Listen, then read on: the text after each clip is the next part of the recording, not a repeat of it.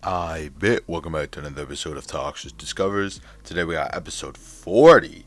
We in this for a long time. Before we get into this, suggest some albums in the comments. This time, non-rap only. We got a special episode once again, so suggest whatever genre you want, whatever album you want. Just no rap because we got that usually. Let's get into it. It's the gang, we done came on. The gang. Alright, so as always, we got a couple suggestions about the community, a couple about myself. Today we got 4 community suggestions and 3 that I picked for myself. Let's get into it. Alright, the first album I picked for myself, Fivio foreign B.I.B.L.E. Basic instructions before leaving Earth, the Wu-Tang song, y'all know it. Well, since I did not get to reviewing this album on the date that it dropped, I thought to myself that I could just throw it into this one as one of the free spots. And I do have some things to say about it, so let's get it. This album is different from anything I expected, to be honest.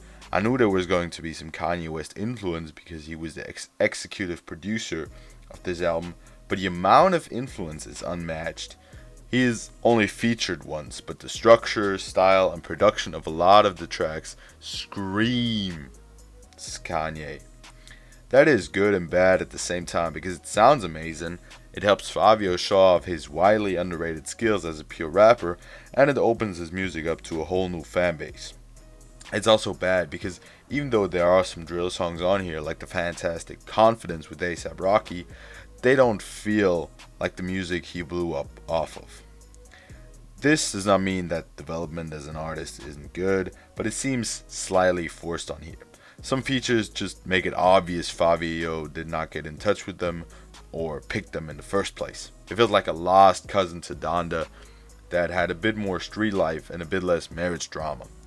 But with all that being mentioned, I still think that the positives of the Kanye influence overweigh, and they make the album one to be remembered at least for a couple of years. I would personally give it an 8.5 out of 10 simply for the production, rapping, and not to be forgotten, mostly good features that filled in big parts of this project. These 2 would be my favorite tracks. Oh, Hail Mary. Billie Jean is about to get real scary. They don't want beef all day. Feel like some niggas some change on me. Yeah. I never thought he would change on me. Yeah. Next project we got, Crime Scenes by Ransom. Once again, I had to check out a new Ransom project, as I did for a couple weeks now, and I have to admit I'm slightly disappointed. Of course, it features good bars and great productions, as they all do, but especially the writing didn't impress me the way it did on other projects. Hard flows, good rapping, but nothing I haven't heard before besides these 2 tracks. Look how we made it, nigga. Amazing liquor mixed with Asian dinners. Famous spitters. Remember, the losers always gon' blame doubt in their eyes. Till I'm waiting in their crib with their kids shouting. Surprise, you keep a heart full of hatred and plus a mouth full of lies.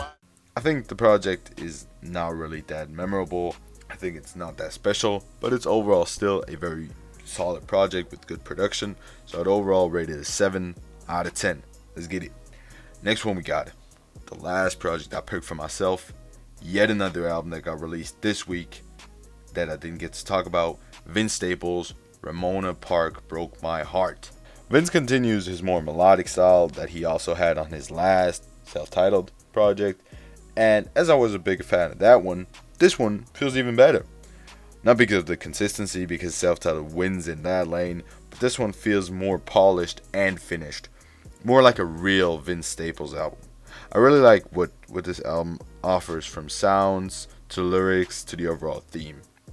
I think this just further shows Vince's growth as an artist and person, since he's also talking about personal topics such as his gang history and the way he feels about it now. I would overall rate the album 9 out of 10. Got my weight up. Now I'm feeling good. City say what's up. Don't be playing with my money. Don't be playing with the hood. Paper cuts. That being said, let's get to the projects that were suggested by the community. The first one being Key Glock, Yellow Tape 2, Deluxe, suggested by Zhao. I can really keep it short on this one. This one is forgettable and unnecessary. That's really what this Deluxe is. 10 new songs that do nothing but make the album longer, in that more draining and boring. I couldn't even name one single standout here, simply because they all sounded the exact same or just not interesting at all to me. I was never a Glock fan, but this is even below his standards. 3 out of 10. Then the next one we got Double Vision by B.I.B.L.E, suggested by Loco Locase. Well, this one is harder, simply because I do not understand the language this project consists of. I did find some translation for the more popular songs, but to be honest, those were not really showing off anything that is lyrically special or unique. Unfortunately, the melodic hooks and verses carry this album to something enjoyable, even to someone who does not understand what the fuck is being said. Especially Train en Bond, I don't know how the fuck that is. Sounds like a banger and is easily my favorite track off of this short EP. Listen here. Jamais on est quitte. Les vrais savent qu'on fait pas semblant. On gagne sans répit. On part de rien. I don't know what it is, but the French language seems like a perfect fit for rap music. Overall, I think this project is enjoyable, good, yet not great. 7.5 out of 10. I don't know about the lyrics, but the rest, 7.5 out of 10. Then we got Melodic Therapy for the Broken, a Mooski, suggested by John Games YouTube. I don't know, man. I'm still trying to figure out whether this can even be classified as a rap album or not, but I'll just throw it in here anyway. First of all, I have to give some credit for how accurate the album title is. Sure, whether it is therapeutic can be discussed, but without a doubt, it is melodic and for the broken.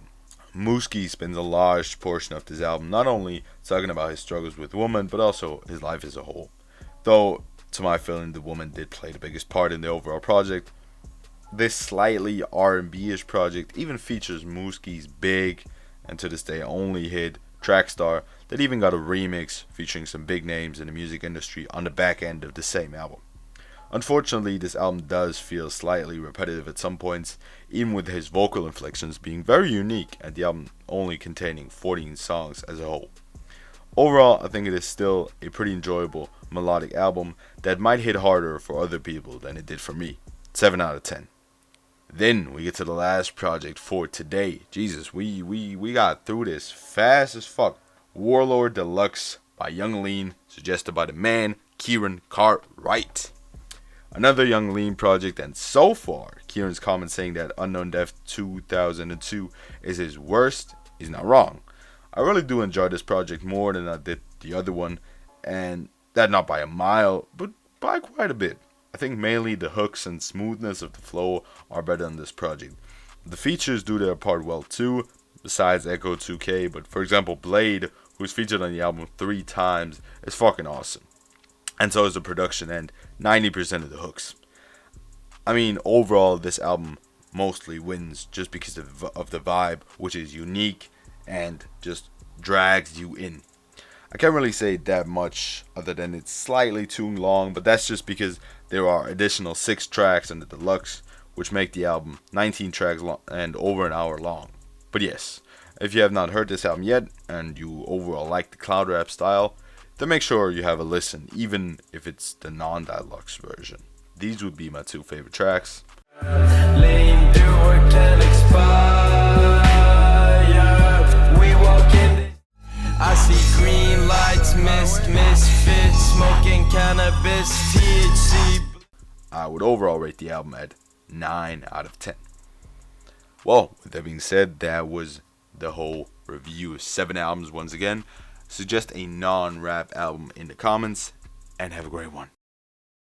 Remember back then, all them hoes ain't want me. Now I'm ballin', all them same hoes on me. Mama told me that this came with the money and the motherfucking fame. Even though I feel the same, I'm that nigga now. I'm that nigga now. I'm that nigga now. I'm that nigga now.